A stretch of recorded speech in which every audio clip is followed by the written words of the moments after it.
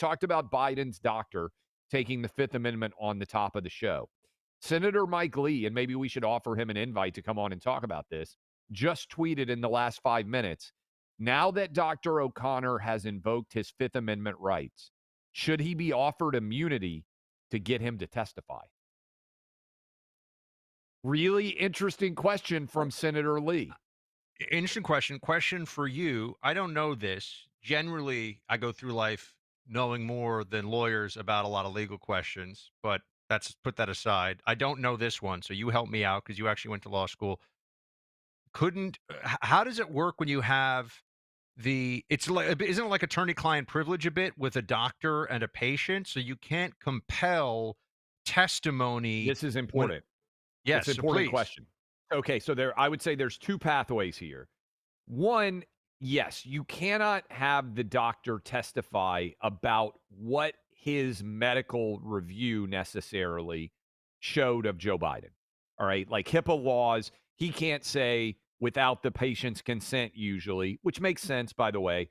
Now, you could maybe say for presidents, there should be a different standard, but I don't think most of you would want your doctor sitting down No, in testimony doctors, without your lawyers, approval. priests should have true Should have confidentiality. wives, There's an important reason husbands, for that. that Yes. and that which is also why the law historically has said you can't be compelled to testify against. Okay. But that is not what I think his most interesting testimony would be.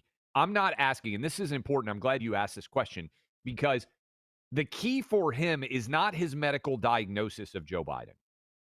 It is asking him whether people told him and conspired with him to have him say things publicly that he did not believe were true. That's Well, different than the medical analysis. this gets a little bit into the fraud exception for attorney-client privilege, right? If your lawyer is like a mob lawyer and he's involved in helping you orchestrate actual criminal activity knowingly, attorney-client privilege is out the window on that all of a sudden, right?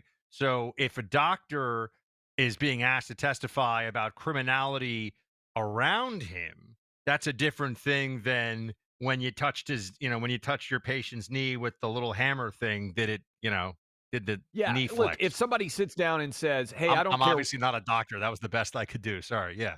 No, here's a good way to explain it. If I sit down with the doctor, if I'm one of Biden's Politburo, if I'm one of his top advisors, and I sit down with the doctor and I say, "Hey, I don't care what this physical examination shows. You're coming out of it and you're telling us Joe Biden is 100% able to be president, right?" And that is a conspiracy, right? Like, because you're not actually asking him what his medical diagnosis was. As soon as they tell you, let me take it outside of the president, right?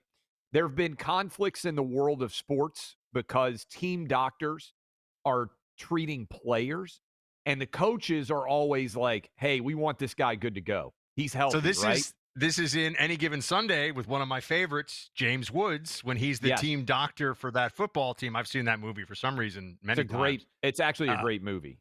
and he actually gives this whole speech. He's like, "These are warriors. I knew that they wanted to." He does the whole thing. It's a very good role for Mr. Woods, who I don't know, maybe even listens to the show sometimes. Maybe I've met James a few times.